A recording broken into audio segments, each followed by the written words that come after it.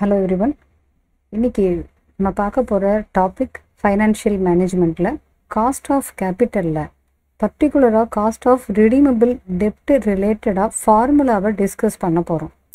இந்த வீடியோ நான் போடுறதுக்கான ரீசன் என்ன அப்படின்னா, இந்த காஸ்ட் ஆஃப் ரிடீமபிள் டெப்ட்டுக்கான ஃபார்முலா சிஎம்ஏ இன்டர் புக்கில் 2 ஃபார்முலா இருக்குது.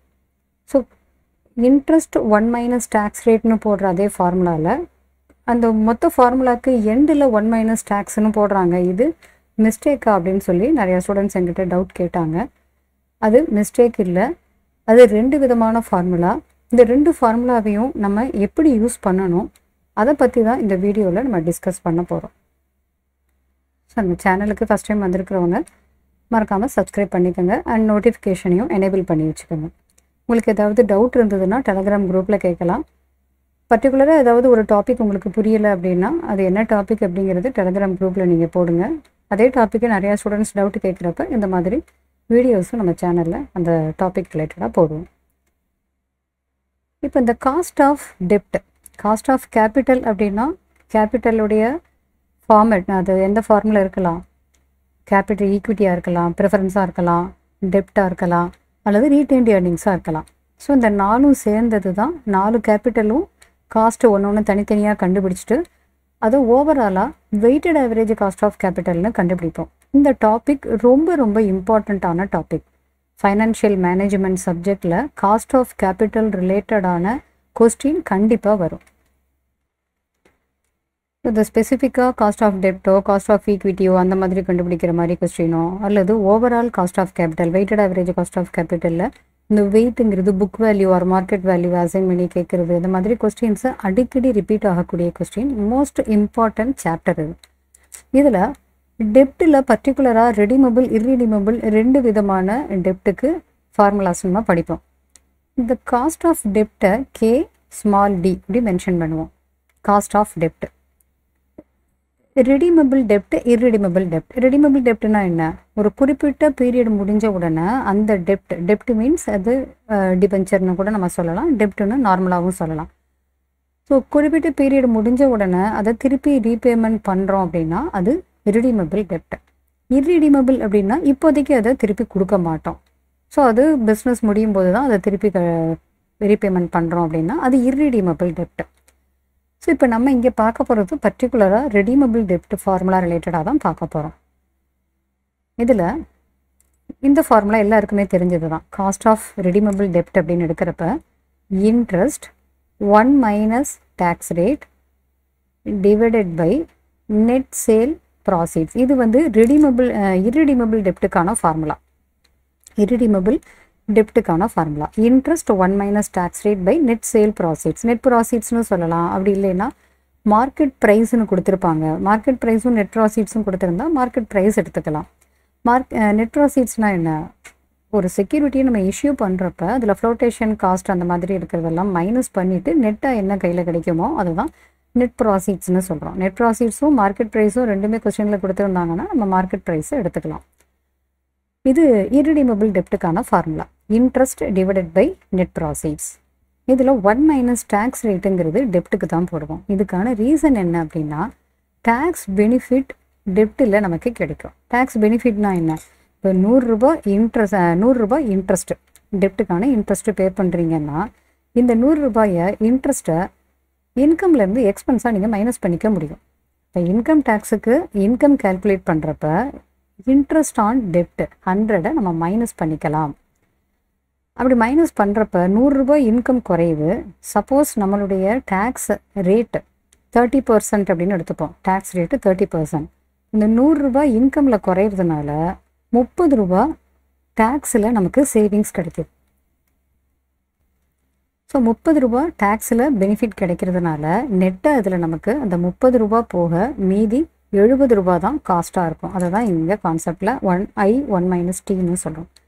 இப்போ 70% 1 மைனஸ் டேக்ஸ் ரேட் 1னா 100ன்னு சொல்லலாம். இங்கே டேக்ஸ் ரேட்டுங்கிறது 30%, 30/100னா 0.3, 1 மைனஸ் 0.3 0.7 ஆர் 70%. இதுதான் இந்த கான்செப்ட். இது காஸ்ட் ஆஃப் இர்ரிடீமபிள் டெப்ட். இப்போ காஸ்ட் ஆஃப் ரெடீமபிள் டெப்ட்னு வர்றப்ப குறிப்பிட்ட பீரியட் முடிஞ்சோன்னா நம்ம திருப்பி ரீபேமெண்ட் பண்ணுறோம்ல, அந்த பீரியடுக்கு ஏற்ற மாதிரி இங்கே கால்குலேஷனும் மாறும். இப்போ அடுத்தது redeemable டெப்ட்டுக்கு formula interest 1 minus tax rate plus redeemable value minus net proceeds divided by number of years, எவ்வளோ நாளில் அதை திருப்பி ரிடம்ஷன் பண்ண போகிறோமோ எவ்வளோ இயர்ஸில் அதை என்னன்னு போட்டுட்டு கீழே the whole divided by average of redeemable value and net proceeds. இதுதான் ஃபார்முலா. ஸோ இந்த ஃபார்முலாவில் என்ன பண்ணுறோம், இன்ட்ரெஸ்ட்டுக்கு டேக்ஸ் பெனிஃபிட்டை அப்ளை பண்ணிக்கிறோம். redeemable value minus net proceeds. redeemable வேல்யூனா 5 இயர்ஸோ 10 இயர்ஸோ கழிச்சு இந்த டெப்ட்டை ரிடம்ஷன் பண்ணுறோன்னா அந்த 5 இயர்ஸ் ஆர் 10 இயர்ஸ் தான் small n number of years. எந்த வேல்யூவில் நம்ம திருப்பி கொடுக்க போகிறோம், ஃபேஸ் வேல்யூவில் ரிடம்ஷன் பண்ணலாம் அல்லது ப்ரீமியமில் ரிடம்ஷன் பண்ணலாம். ஸோ அது redeemable வேல்யூ.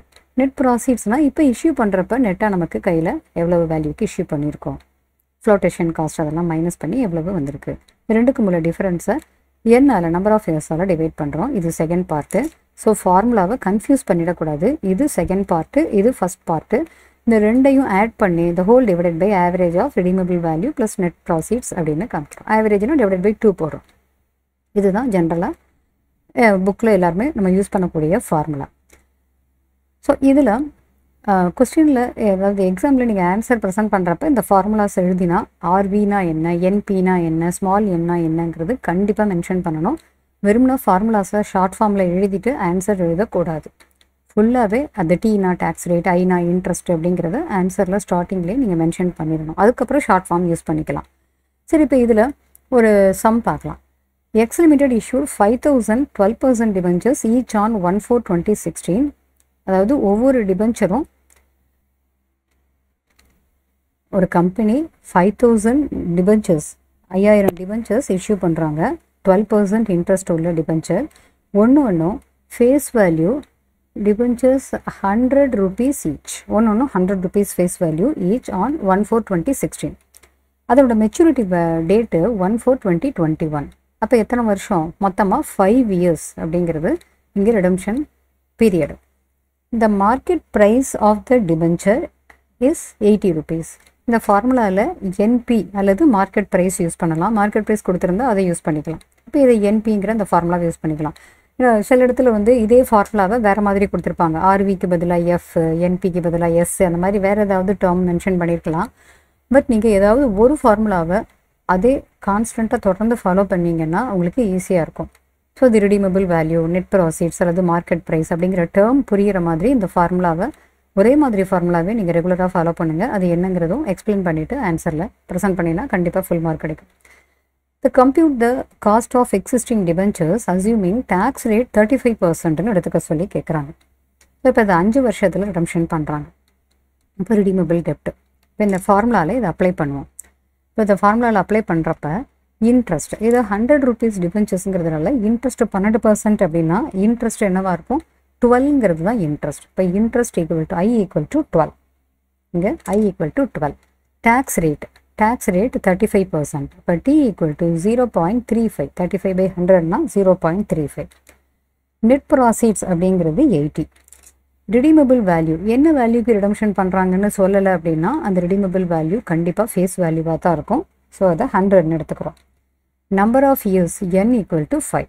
ஸோ அந்த ஃபார்முலாவுக்கு தேவையானது எல்லாமே நம்ம என்னென்னு ஐடென்டிஃபை பண்ணிட்டோம். இப்போ காஸ்ட் ஆஃப் டெப்ட் கண்டுபிடிக்கிறப்ப interest I 12, 1 minus tax rate எவ்வளவு 0.35. 12 1 மைனஸ் 0.35 இது ஒரு பார்ட்டு. அடுத்தது ப்ளஸ் redeemable வேல்யூ எவ்வளவு 100, நெட் ப்ராசீட்ஸ் எவ்வளவு 80, ரெண்டையும் மைனஸ் பண்ணி divided by number of years 5. இப்போ இது செகண்ட் பார்ட். இதுக்கப்புறம் மொத்தமாக the whole divided by 100 redeemable value plus net proceeds 80 divided by 2 இதனோட ஆவரேஜ். இப்போ இது எல்லாத்தையுமே சால்வ் பண்ணுறப்ப நமக்கு ஆன்சர் என்ன வருது அப்படின்னு பார்த்தோம்னா இந்த பார்ட்டு தனி, இந்த பார்ட்டு தனி, இது தனி. இப்போ அந்த மேலே இருக்கிற 2 பார்ட்டும் தனித்தனியாக போட்டுட்டு இப்போ இதில் பார்த்தீங்கன்னா 100 மைனஸ் 80/5னா 20/5 4 வரும். இங்கே 12 × 0.65 வரும். அப்போ இது ரெண்டையும் ஆட் பண்ணுறப்ப 11.8 வரும். Divided by average of 180 90. 11.8/90. இதை பர்சன்டேஜாக மாற்றணும் அப்படின்னா இன்டூ 100 போட்டுக்கலாம். இன்ட்டு 100 போடுறப்ப 13.11%. இதுதான் காஸ்ட் ஆஃப் ரெடிமபிள் டெப்ட். பட் சில இடத்துல புக்லேயே வேறு சில கொஸ்டினில் வேறு ஒரு ஃபார்முலாவை யூஸ் பண்ணுறாங்க. அந்த ஃபார்முலா என்ன அப்படிங்கிறத நம்ம பார்க்கலாம்.